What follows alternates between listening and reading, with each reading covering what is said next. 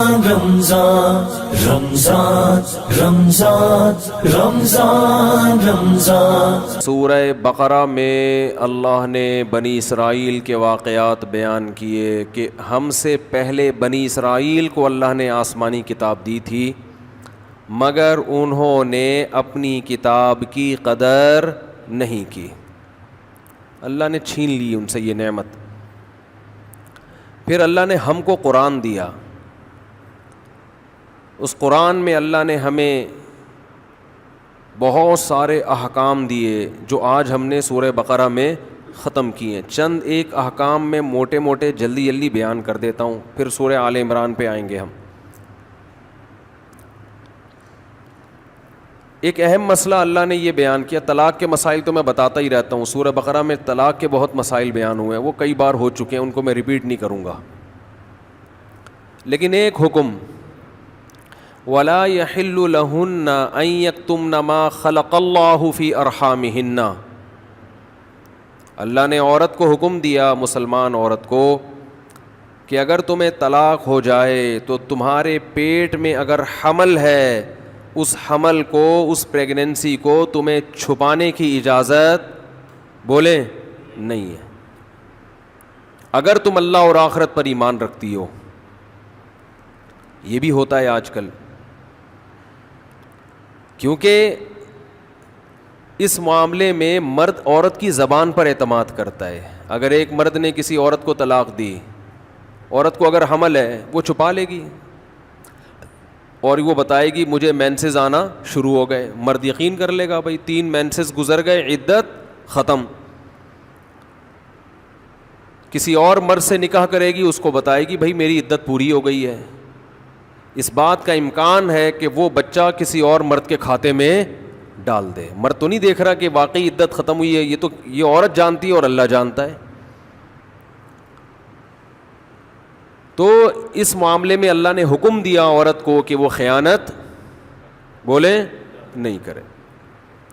مردوں کو اللہ نے حکم دیا کہ جب بھی کسی عورت کو تم طلاق دو گے تو اس کا مال چھیننے کی تمہیں اجازت نہیں ہے۔ لا يحل لكم ان تأخذوا مما آتيتموهن شيئا، جو کچھ اس کو دیا ہے نا شادی سے پہلے، ایک دھیلا بھی واپس لینے کی اجازت بولو نہیں ہے۔ آج جہیز بھی جو وہ اپنے گھر سے لائی ہے نا وہ بھی ہتھیا لیتے ہیں، اپنے دیے ہوئے گفٹ تو واپس لیتے ہی ہیں، جو وہ اپنے گھر سے لائی ہے وہ بھی ہتھیا لیتے ہیں۔ یہ سارے قرآن کے احکام ہیں جس کی آج دھجیاں اڑائی جا رہی ہیں، کیونکہ ان احکام کا لوگوں کو علم ہی نہیں ہے۔ لوگ محرم میں کربلا، ربیع الاول میں جو مخصوص بیانات ہوتے ہیں وہ، یعنی سیزن وائز چل رہے ہوتے ہیں ہم لوگ۔ جو پریکٹیکل لائف ہے ہماری، عملی زندگی ہے، جس کے لیے پیغمبر صلی اللہ علیہ وسلم کو بھیجا گیا معاشرے کی اصلاح کے لیے، اللہ کے حقوق سکھانے کے لیے اور ایک دوسرے کے حقوق سکھانے کے لیے، اس پریکٹیکل لائف کی طرف ہماری توجہ نہیں ہے، ہم دوسری چیزوں میں زیادہ لگ گئے ہیں۔ بس وہ جوشیلی تقریریں، لوگوں کو رلانا دھلانا، یہ کام رہ گیا ہے بہت سو کا، سب کا نہیں، اہل حق ہر دور میں رہیں گے۔ تو اللہ نے حکم دیا کہ ڈیورس کے بعد آپ کو عورت سے کچھ لینے کی اجازت بولو نہیں ہے۔ ہاں، خلا کی صورت میں مہر واپس لے سکتے ہو۔ خلا یہ ہوتا ہے کہ مطالبہ عورت کی طرف سے ہو طلاق کا، آپ تو نہیں دینا چاہتے، اچھی بھلی زندگی گزر رہی ہے، اسی کو دماغ خراب ہو رہا ہے اس کا، نہیں مجھے نہیں رہنا، تو پھر اس صورت میں مرد اگر ڈیورس دے تو وہ یہ شرط لگا سکتا ہے کہ میرا خرچہ واپس کرو، خام خواہ میں کیوں کرایا خرچہ۔ کچھ دن پہلے ایک واقعہ سامنے آیا، ایک آدمی کی شادی ہوئی، دلہن نے پہلی رات کو بولا کہ آپ مجھے پسند نہیں ہو، میں تو کہیں اور شادی کرنا چاہتی تھی، ابا نے آپ کے متھے باندھ دیا۔ حالانکہ 6 مہینے سے تیاریاں چل رہی ہیں اب کیا گزرے گی اس آدمی کے اوپر؟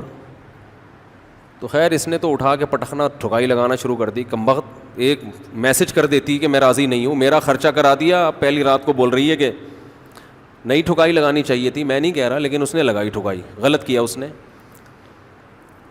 تو ایسے موقع پہ بھائی ٹھیک ہے اپنا راستہ لو, میرا خرچہ واپس. اب کون رکھے گا ایسی صورت میں؟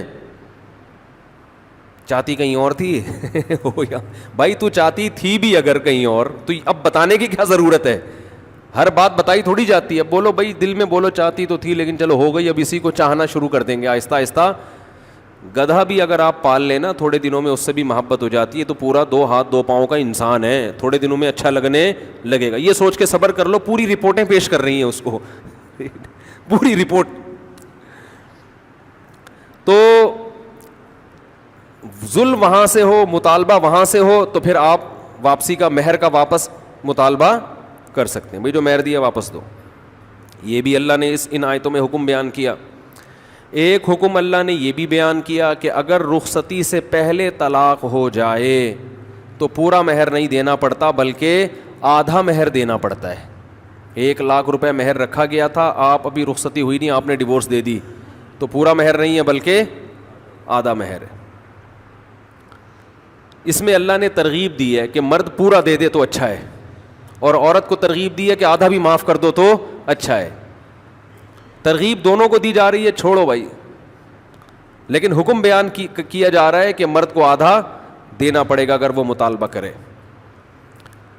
اور اللہ نے اہم حکم یہ بھی بیان کیا کہ جب عورت کو طلاق دو تو جہاں وہ طلاق کے بعد نکاح کرنا چاہتی ہے اس کے نکاح میں رکاوٹ مت بنو, کباب میں ہڈی بننے کی کوشش مت کرو. یہ بھی زمانے جاہلیت میں ہوتا تھا اور آج بھی ہوتا ہے.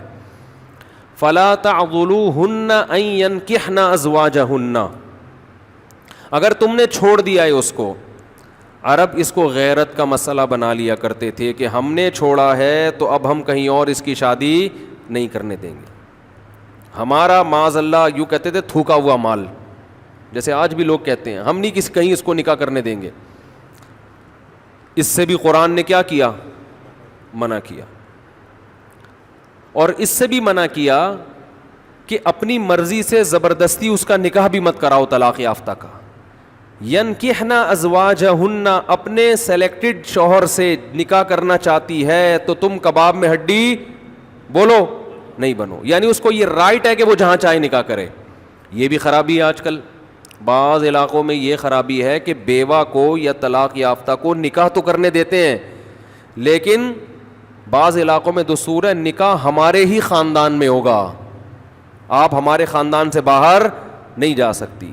اس کو بھی قرآن نے کیا کیا؟ بولو ختم. نکاح بھی سے بھی نہیں روک سکتے, اور نکاح بھی وہاں ہوگا جہاں آپ نہیں بلکہ یہ چاہے گی. اس میں اللہ نے عمر کی کوئی قید نہیں لگائی. 40 سال کی بیوہ یا طلاق یافتہ ہو, 50 سال کی ہو, 55 سال کی ہو, یہ تمہارا ہیڈ ایک نہیں ہے. تمہیں زیادہ ٹینشن لینے کی ضرورت نہیں ہے. لوگ بڑی ٹینشن لے رہے ہوتے ہیں کہ تمہیں ضرورت کیا ہے, اب 4 بچے ہیں تمہارے, 5 بچے ہیں, اس عمر میں تمہیں شادی کرتے ہوئے شرم نہیں آتی. چھوڑو بھائی, کیا ضرورت ہے.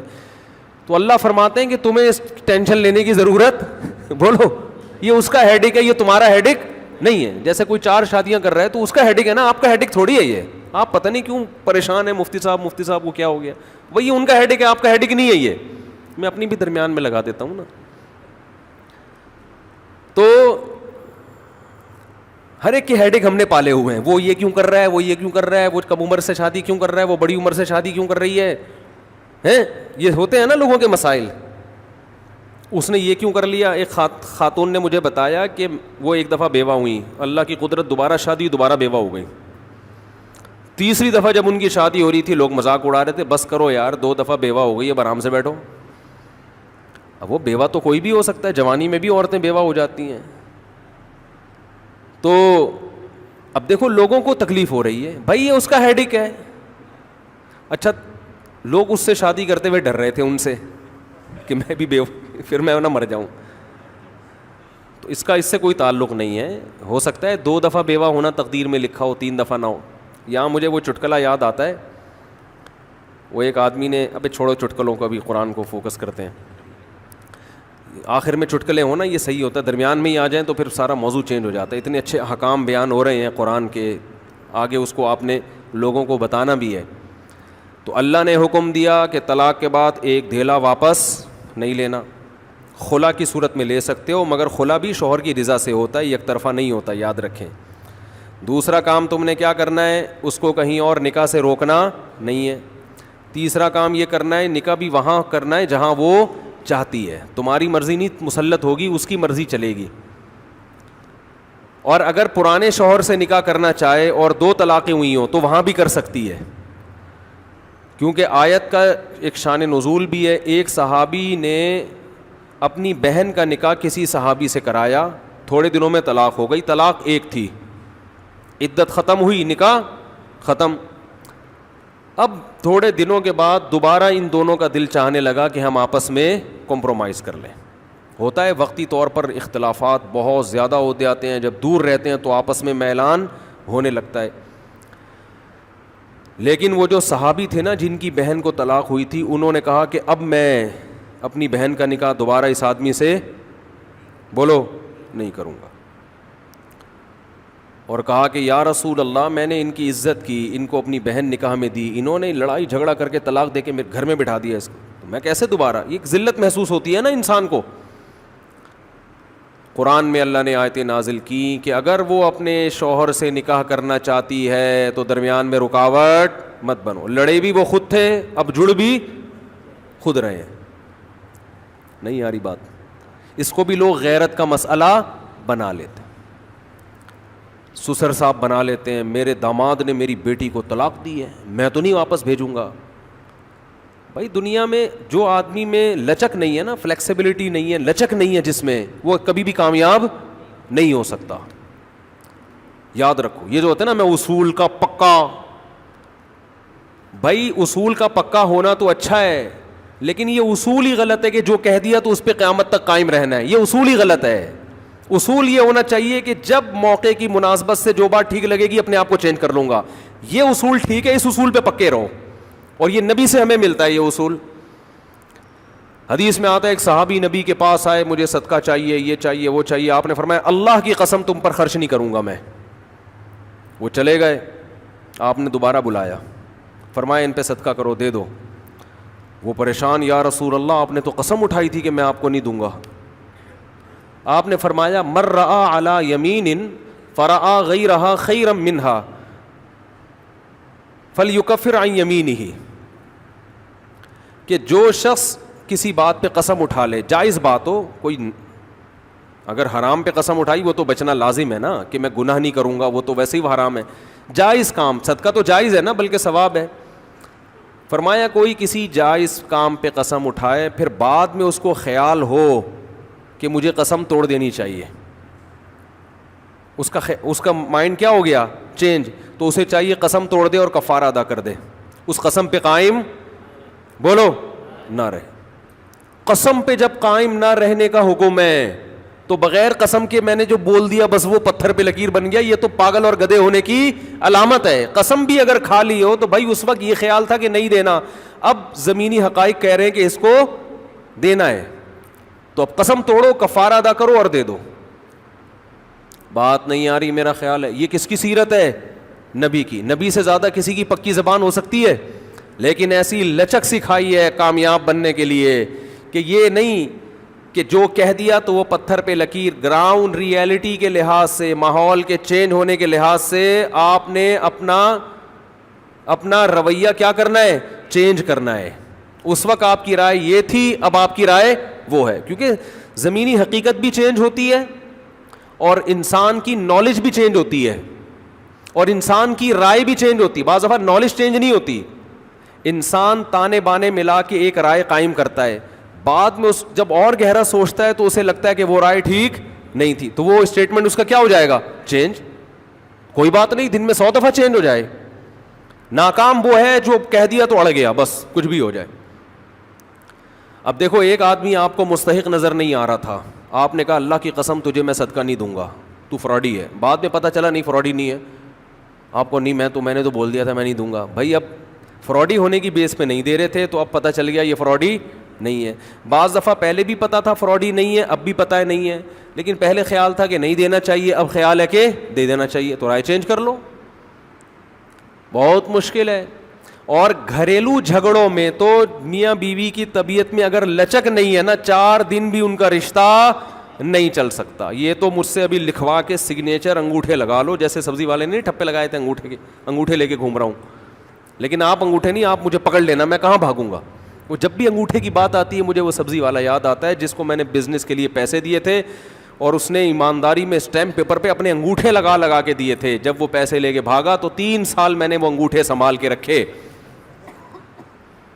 اب لوگ مجھے کہتے ہیں نا وہ فلاں آدمی کو میں اتنے کروڑ روپے دے رہا ہوں تو اتنا ایماندار ہے, میں تو اسٹیمپ پیپر پہ لکھوا رہا ہوں اور انگوٹھے بھی لگوا رہا ہوں. میں کہتا ہوں یہ انگوٹھوں کا تذکرہ میرے سامنے مت کیا کرو, انگوٹھوں سے کچھ بھی نہیں ہوتا. بندہ اگر 2 نمبر ہے, اسٹیمپ پیپر بکری کو کھلا دینا, کسی کام کا نہیں ہے یہ اسٹیمپ پیپر, عدالت سے بھی نہیں نکلوا سکتے. سمجھتے ہو, لکھوایا کرو ضرور لیکن اس سے ہوگا کچھ بھی نہیں. عدالت انگوٹھا دیکھ کے بولے گی بس ٹھیک ہے انگوٹھا, اب انگوٹھے کو پکڑ کے جیل میں ڈال دو, بس انگوٹھے کو دیے تم نے پیسے. بندہ تو پکڑائی میں آئے گا ہی نہیں, آ بھی گیا تو کچھ بھی نہیں کر سکتے. عدالت کہے گی دیے کیوں تھے. تو پیسہ دینے سے پہلے 100 دفعہ سوچا کریں. خیر, تو کیا بات چل رہی تھی؟ ابے انگوٹھے کی بات کہاں سے آئی؟ ہاں, لچک پیدا کرنا چاہیے. میاں بیوی کا رشتہ تو ایسا ہے کہ اگر آپ کا ہے نا کہ جو میں نے کہہ دیا بس وہ کیا ہے, آرڈر از آرڈر, تو بھائی اس کا مطلب آپ میدان جنگ میں کھڑے ہوئے ہیں, دشمن کی فوجیں آپ کے سامنے ہیں اور آپ ایک فوج کی کمانڈ کر رہے ہیں کہ گولی چلانے کا آرڈر دیا تو کیا کرنا ہے.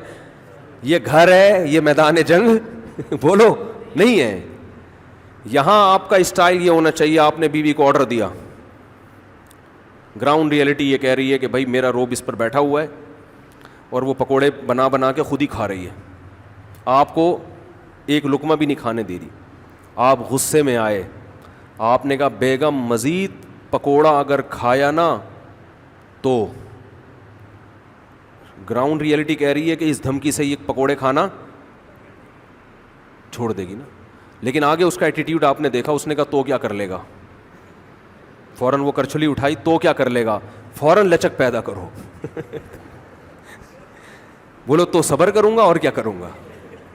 یہ کامیاب, یہ گھر کیا کیسے چلے گا, یہ رشتہ جوڑا رہے گا. اگر آپ نے اس کے ایٹیٹیوڈ دیکھ کے, اس کی پیشانی پہ سلوٹیں دیکھ کے اپنی دھمکی کو واپس نہیں لیا تو یہ گھر کیا ہوگا, پکوڑے تو کھا لو گے آپ لیکن آپ کے بچوں کی ماں مارکیٹ سے شارٹ ہو جائے گی. تو اس میں گھر کے اندر کا اصول لچک, کامیاب آدمی وہ. ہاں ناقابل برداشت کوئی معاملہ ہو جائے تو ایک الگ بات ہے. تو اللہ نے کیا حکم دیا کہ اگر ڈیورس ہو گئی ہے پھر دوبارہ ملنا چاہتے ہیں تو کباب میں ہڈی بولو مت بنو, ملنے دو ان کو, کوئی مسئلہ نہیں ہے.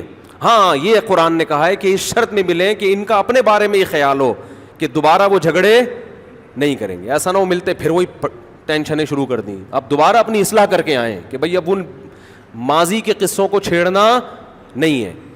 لیکن یہ 1 یا 2 طلاقوں کے بعد ہے, 3 طلاق کے بعد نہیں مل سکتے جب تک کہ کہیں اور نکاح نہ ہو جائے اس کا. تو خیر قرآن مجید میں اس میں اللہ نے یہ بھی حکم دیا, اور اللہ نے جہاد کا بھی حکم دیا سورہ بقرہ میں. بنی اسرائیل کی جو نالائقیاں ہیں وہ تو میں بہت دفعہ بیان کر چکا ہوں کئی رمضانوں میں, اس دفعہ تھوڑا سا چاروں کے مختلف احکام بیان ہو.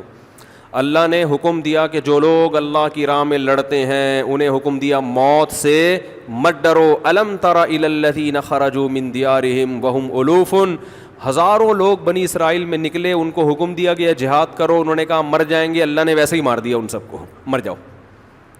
پھر اللہ نے دوبارہ زندہ کیا, کہا کہ دیکھو موت زندگی کس کے ہاتھ میں ہے. یہ اللہ نے پچھلی امتوں کے ساتھ بڑے معاملات کیے ہیں. پھر اللہ نے بنی اسرائیل کے ایک پیغمبر کا واقعہ سنایا کہ بنی اسرائیل کو اللہ نے حکم دیا کہ فلاں علاقے پہ حملہ کرو. بنی اسرائیل نے کہا ہم کیسے, پہلے کہہ رہے تھے ہمیں حکم دیں ہم جہاد کریں, جذبہ تو بہت ہوتا ہے نا, ابے بس جنگ چھڑ جائے بس دیکھو پھر کیا ہوتا ہے. باتیں کرنے پر گورنمنٹ کی طرف سے کوئی پابندی نہیں. تو پیغمبر نے ان کو حکم دیا تم نالائق لوگ ہو, اللہ جہاد فرض کرے گا تم لوگ کرو گے نہیں. انہوں نے کہا کیوں نہیں کریں گے, دشمن قوم نے ہم سے ہمارے بچے چھین لیے, ہمیں قیدی بنا دیا, ہمیں ہمارے گھروں سے جلا وطن کر دیا, بس آپ اللہ کا حکم کا انتظار کریں اور حکم دیں ہم لڑیں گے.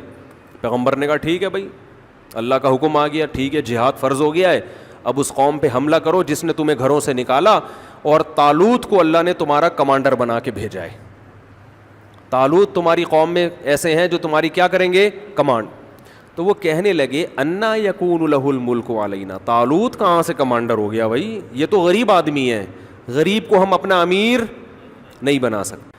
پیغمبر نے ان سے کہا کہ ان کے اندر دو کوالٹی ہیں, زادہ بسطۃ فی العلم والجسم, جسم مضبوط اور اللہ نے لڑنے کی نالج دی ہے, ان کو علم بھی دیا ہے, نقشے پڑھنا جانتے ہیں.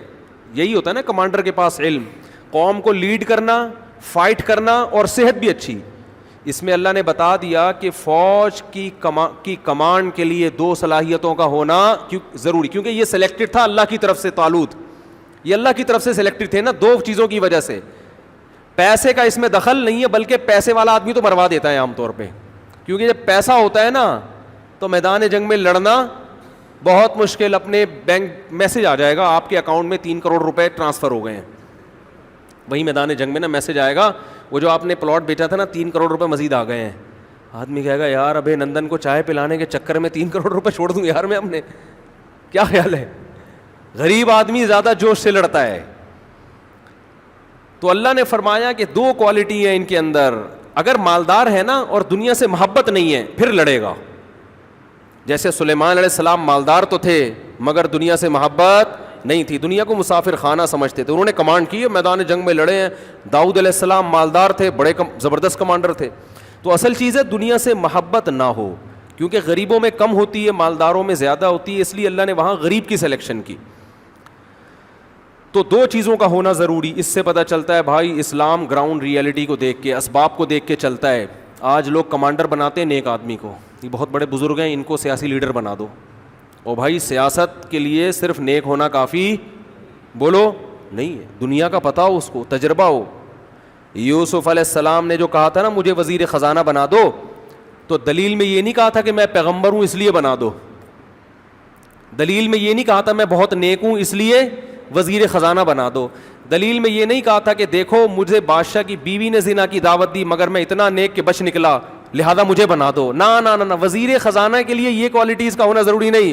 اس کے لیے دو چیزیں, نمبر 1 خزانہ خود نہ کھائے, حفاظت کرے, نمبر 2 اکاؤنٹنگ کا علم جانتا ہو, اکنامکس کا علم جانتا ہو, کتنا خزانہ اسٹور کرنا ہے, کتنا ایکسپورٹ کرنا ہے, اور کتنا قوم پہ خرچ کرنا ہے. اور خزانے کی جو ایکسپورٹ ہوگا نا مال, اس کی ویلیو کیا ہونی چاہیے کہ سب کو خزانہ بھی ملے, مال بھی ایکسپورٹ ہو اور معیشت بھی مضبوط ہو. اس کے لیے اکنامکس کا علم چاہیے.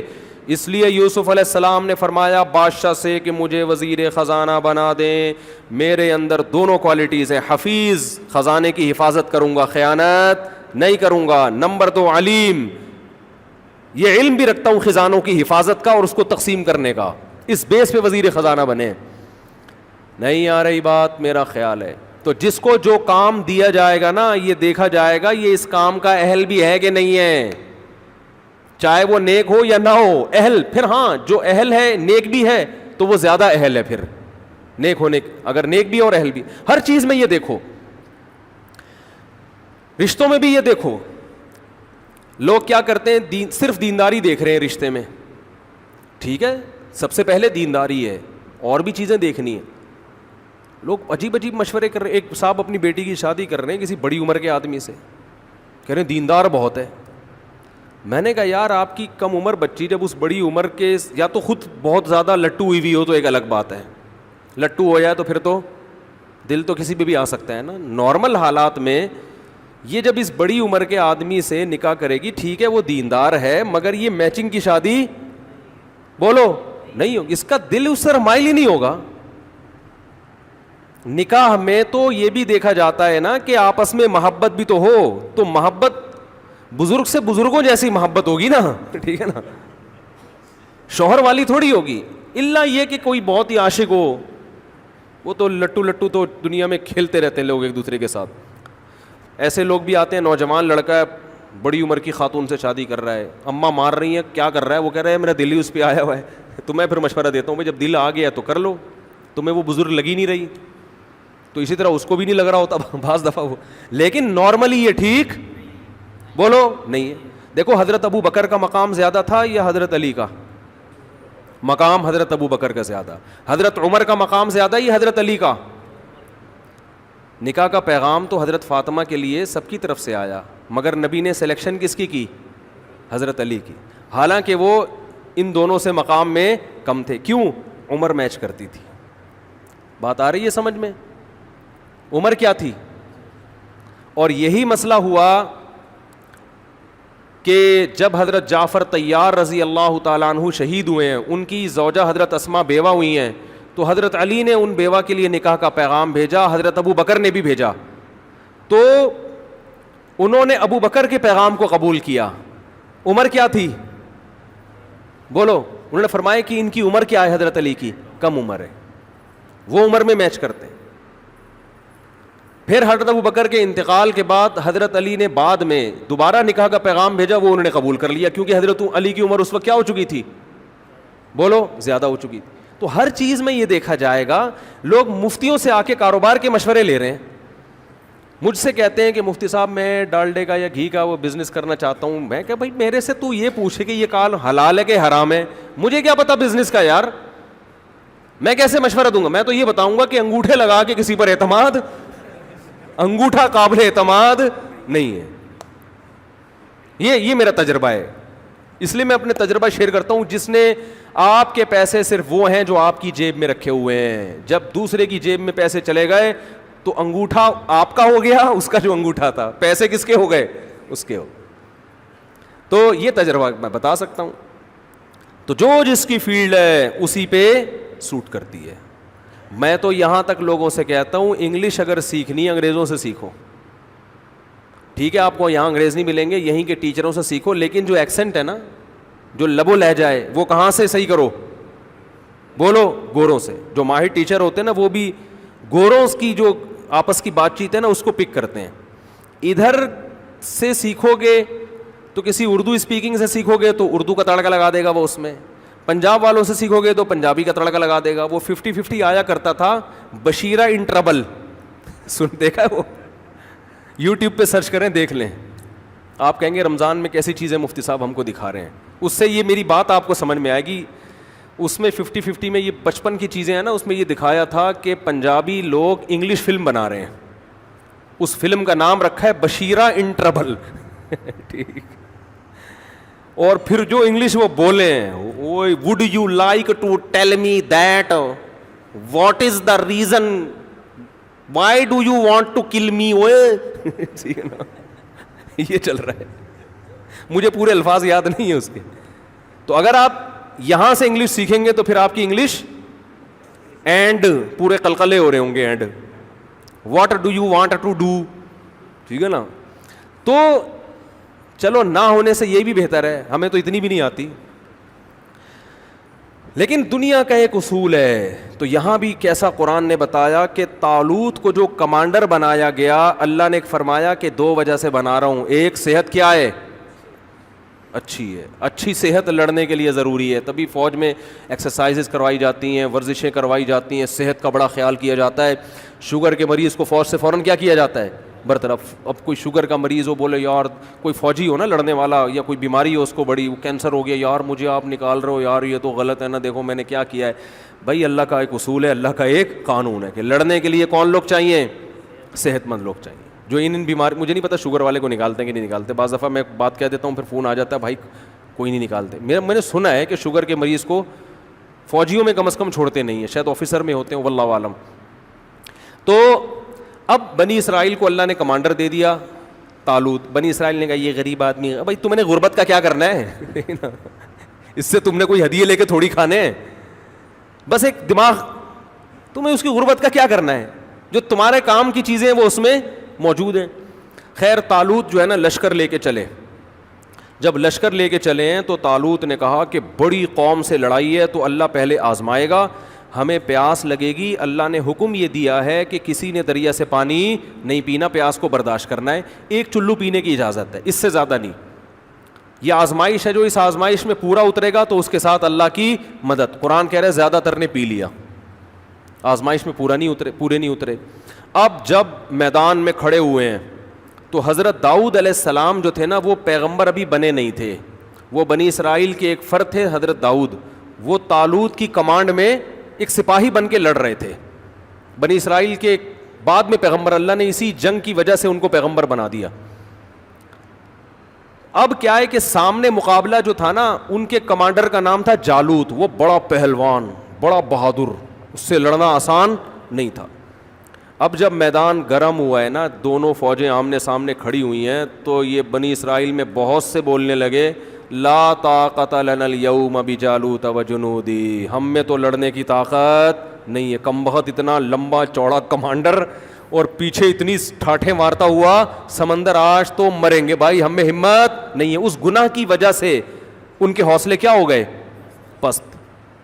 اس لیے علماء کہتے ہیں کہ مجاہدین کو, جو ہمارے فوجی ہیں, ان لوگوں کو اس کا بڑا خیال کرنا چاہیے کہ آپ اگر چاہتے ہیں نا قوم میں لڑنے کا جذبہ ہو تو پرہیزگار بنیں گے, تقویٰ پیدا ہوگا تو موٹیویشن ملے گی. اگر تقویٰ پیدا نہیں ہوا تو دشمن کمزور ہوگا تو لڑیں گے, طاقتور ہوگا تو نہیں لڑیں گے. یہی وجہ ہے دنیا کی ہر فوج میں اب آج بھی مذہب ہے. ہم جب پاکستان نیوی نے ہمیں بلایا نا, علماء کی دعوت کی تھی, تو بہت بڑے آفیسر تھے, انہوں نے بتایا کہ جتنے بھی دنیا میں آرمی ہے نا, جیسے امریکن آرمی ہے, تو اس میں پادری بھی ہوتے ہیں. اس میں کون ہوتے ہیں, پادری. وہ ان کو موٹیویٹ کرتے ہیں, بائبل پڑھ پڑھ کے ان کو سناتے ہیں کہ بھائی دیکھو اللہ کے لیے لڑو گے یہ ثواب ملے گا. تو کہہ رہے ہیں ہمیں خیال ہوا کہ جو ایک باطل مذہب ہے بھائی, اور ان کی تحریف شدہ کتاب ہے, میں پورے ان آفیسر کے الفاظ نقل نہیں کر رہا, جو ان کے الفاظ ہیں اپنے الفاظ میں ان کا مفہوم بیان کر رہا ہوں میں, کہ ہمارے پاس تو ایک سچا مذہب ہے اسلام, تو ہم مذہب سے کیوں دور رہے ہیں بھائی, ہم کیوں مذہب سے دور رہے ہیں. تو مذہب جو ہے نا ہماری فوج کی سب سے بڑی ضرورت ہے, اور ہمارا لبرل طبقہ اور لبرل آفیسرز جو فوج ہے نا, فورسز, ان سے مذہب کو کیا کر رہے ہیں, بولو, دور کر رہے ہیں. ان کو یہ نہیں پتا کہ اگر آپ نے فوج سے مذہب کو نکال دیا تو اس فوج میں طاقت کی بیس پہ تو لڑنے کی طاقت ہوگی, لیکن جہاں دشمن طاقتور ہوا یہ لڑنے کے قابل نہیں رہے گی. کیونکہ انسان لڑتا یا تو طاقت کی بیس پر ہے یا کس کے خوف سے, اللہ کے خوف اور شہادت کے جذبے سے. اگر آپ پاور, جیسے امریکن لڑتے ہیں, وہ پاور سپر پاور ہے بھائی, اس بیس پہ لڑ رہا ہے, اور مقابلے میں افغانی لڑ رہے ہیں, ان کے پاس پاور ہے, لیکن 20 سال ہو گئے امریکن اور افغانیوں کی لڑائی کا نتیجہ کچھ بھی نہیں نکل رہا. وہ ایک طرف دنیا کی سپر پاور, دوسری طرف دنیا کا غریب ترین ملک, اور لڑائی کے نتیجے میں رزلٹ کیا ہے, زیرو. 20 سال ہو گئے نا, 2000 سے لے کر 2021. اب قطر میں مذاکرات ہو رہے ہیں, وہ آپ کو نظر آئیں گے ٹی وی میں, بڑے بڑے پگڑی پہن کے پٹھان بیٹھے ہوئے ہوں گے امریکن کمانڈر کے ساتھ. کچھ دن پہلے کوئی خبر نشر ہوئی یوٹیوب پہ, وہ کوئی امریکن کمانڈر سے کسی نے کہا کہ بھائی, یہ افغانی نے کہا کہ بھائی تم ہمارے ملک سے جاؤ. انہوں نے کہا بھائی تھوڑا آرام سے بات کریں. امریکن نے کہا تمہارے لیے میرے لیے نہیں, وہ زیادہ نہیں. وہ کہتے ہیں ٹھیک ہے, اتنی ہم بدتمیزی نہیں کریں گے, لیکن اب ہم آپ سے جو بات کر رہے ہیں نا آنکھوں میں آنکھیں ڈال کے, ہم اپنے آپ کو آپ کے لیول کا سمجھتے ہیں, آپ سے کم نہیں سمجھتے. تو یہاں کیا ہے, مذہب ہے بھائی. They fight to die. میں نے ایک امریکن فوجی کا انٹرویو خود سنا ہے کہ یہ ایسے لڑتے ہیں کہ جیسے موت کے لیے لڑ رہے ہوں. یہ میں نے خود یوٹیوب پہ سنا ہے. تو یہی اگر امریکن آرمی میں جذبہ مذہب کا ہوتا, شہادت کے جذبے سے لڑ رہے ہوتے, اللہ کی رضا کے لیے لڑ رہے ہوتے, تو پھر کب تک افغانستان فتح ہو چکا ہوتا, پہلے سال میں ہی فتح ہو چکا ہوتا. تو ہماری فورسز میں مذہب کا ہونا انتہائی ضروری ہے. تو قرآن کہتا ہے کہ جنہوں نے اللہ کی نافرمانی کی نا, پانی پی لیا. اب دیکھو رمضان میں روزے رکھنا یہ فوجیوں پر بھی واجب ہے, سب پہ واجب ہے یہ. تو جنہوں نے کھا لیا نا, پی لیا, ان میں لڑنے کی طاقت بولو ختم. وہ کہنے لگے ہم میں تو طاقت ہی نہیں. جنہوں نے پانی نہیں پیا تھا وہ بہت تھوڑے تھے, انہوں نے ان کو موٹیویٹ کیا. کم من فیۃ قلیلۃ غلبت فیۃ کثیرۃ باذن اللہ. دیکھو تاریخ میں بہت دفعہ ایسا ہوا ہے کہ تھوڑی سی جماعتوں کو اللہ نے بڑے بڑے لشکروں پر غالب کیا ہے. اور واللہ مع الصابرین, اللہ صبر کرنے والوں کے ساتھ ہے. وہ تو بھاگ گئے پتلی گلی سے, اس سے اور حوصلے ٹوٹتے ہیں جو تھوڑے سے رہ گئے تھے. لیکن انہوں نے کہا ہم پیغمبر کے حکم پہ آئے ہیں, پیغمبر غلط بات کا حکم نہیں دے سکتے. بعض دفعہ یہ ہوتا ہے کہ خام خامے کمزوروں کو طاقتور سے لڑوا دیا جاتا ہے, یہ کمانڈر کی غلطی ہوتی ہے نا کہ بھائی تو نے کیا کیا میں بھائی. یہاں تو اس غلطی کا امکان بھی نہیں تھا, لیکن جب بھی کمانڈر حکم دے اس کا حکم ماننا واجب ہے. جب ہو گیا تو اب لڑنا ہے. علماء کہتے ہیں جہاد فرض کفایہ ہے, لیکن جب میدان میں اتر گئے تو فرض عین ہو جاتا ہے, اب پیچھے بھاگنے کی آپ کو اجازت نہیں ہے. تو وہ جو تھوڑے سے لوگ رہ گئے تھے نا, اتنا بڑا لشکر, اتنے طاقتور, تو ان تھوڑوں نے لڑائی سے پہلے اللہ سے دعا مانگی, ربنا افرغ علینا صبرا. مجھے اس دعا میں بڑا مزہ آتا ہے مانگنے میں, ایسا مزہ آتا ہے, کیا منظر ہوگا وہاں, کیا دعا مانگی ہوگی. اے ہمارے رب افرغ علینا صبرا, ہمارے اوپر صبر کو انڈیل دے. یہ نہیں کہا کہ اللہ ہمیں صبر کی توفیق دے, نا نا نا نا نا, صبر کی توفیق سے کام نہیں چلے گا, بہت طاقتور ہے, بڑا مشکل ہے لڑنا اس سے, توفیق نہیں چاہیے. بالٹیوں میں پانی بھر بھر کے جیسے انڈیلا جاتا ہے نا, اس کو افراغ کہتے ہیں. کوئی برتن پورا کسی پہ الٹ دو, خالی کر دو. اے اللہ صبر بالٹیوں میں بھر بھر کے لا اور ہمارے سر پہ بار بار انڈیل. اتنا صبر چاہیے ہم کو, اس کے بغیر ہم لڑ نہیں سکتے. اور ہمارے قدم پیچھے ہٹیں گے اس لڑائی میں. وثبت اقدامنا, ہمارے قدموں کو گاڑ دے زمین میں کہ پیچھے نہ مڑ سکیں, ہم بھاگے نہیں. کیا خوبصورت دعا ہے یار, یہ قرآن کی بلاغت ہے. افرغ علینا صبرا, اے اللہ صبر کو ہمارے اوپر کیا کر دے, انڈیل, پھینک ہمارے اوپر صبر آسمان سے. وثبت اقدامنا, اور ہمارے قدموں کو جما دے.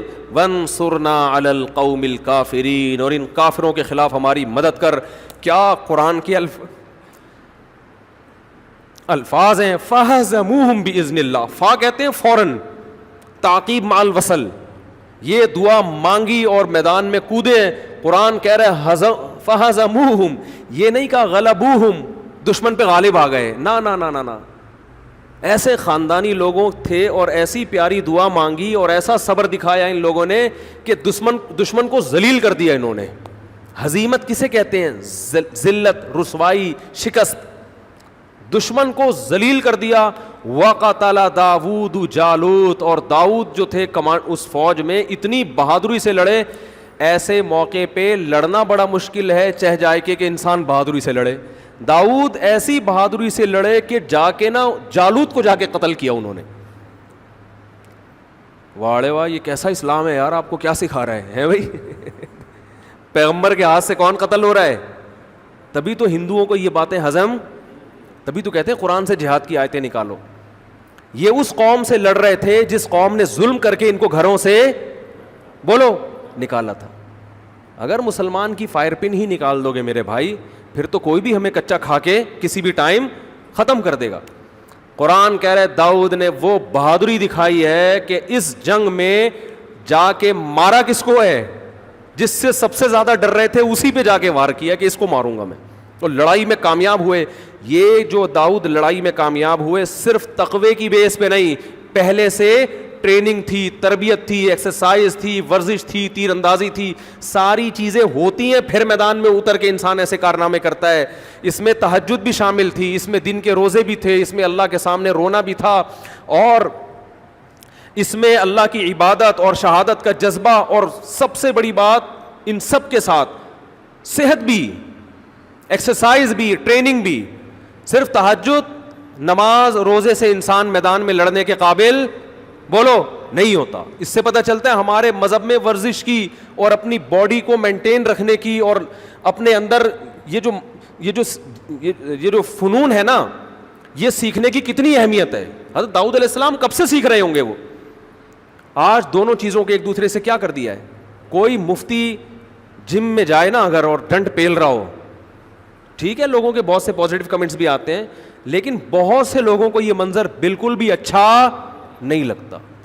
یار ان کو تو رونے دھونے والا ہونا چاہیے, ان کو تو میں کہتا ہوں یہ کیا مذہب کا تصور پیش کر دیا یار. ادھر اللہ کہہ رہے ہیں داؤد نے کیا کام کیا ہے, ایسی ٹریننگ تھی ان کی, ایسا نشانہ تھا, اور مارشل آرٹ آج سیکھتے ہیں نا لوگ, بھائی یہ تو ہمارے مذہب کا حصہ ہے بھائی.